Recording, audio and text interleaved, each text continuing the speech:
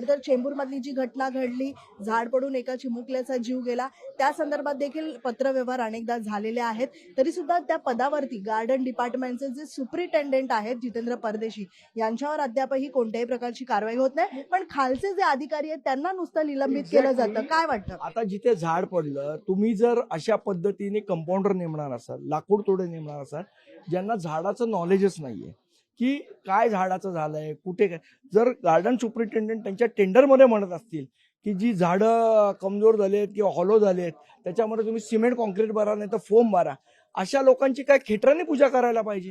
ह्याला कोणी garden superintendent बनवलं? जर ह्यांना साधं एवढी अक्कल नसेल, अशा लोकांचं काय करायला पाहिजे? तुम्ही ज्या पद्धतीत आरोप करतायत तशाच पद्धतीची काही माहिती नाही, आरोप नाही, मी पुराव्यासकट दाखवतो. आणि माझं टेंडर नाही, टेंडर कॉपी आहे ही महानगरपालिकेची, माझी थोडी आहे.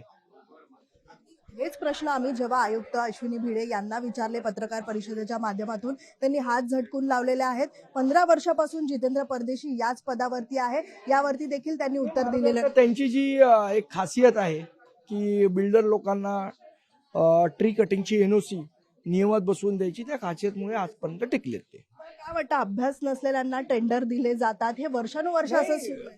टेंडर दिले जातात ही वेगळी गोष्ट, अभ्यास नसलेल्यांना. टेंडर काढणाऱ्यांचा पण अभ्यास नाहीये. मला असं वाटतं हे अतिशय दुर्दैव आहे महानगरपालिकेचं. आमचे निश्चितपणे नगरसेवक याचा पाठपुरावा करतील. आमचे गटनेते आज माझ्याबरोबर होते, यशवंत किल्लेदार. निश्चितपणे आयुक्तांना याचा जाब विचारू. जर्नलिस्ट प्रतीक गुप्ता, मीनाक्षी म्हात्रे, लोकशाही मराठी, मुंबई.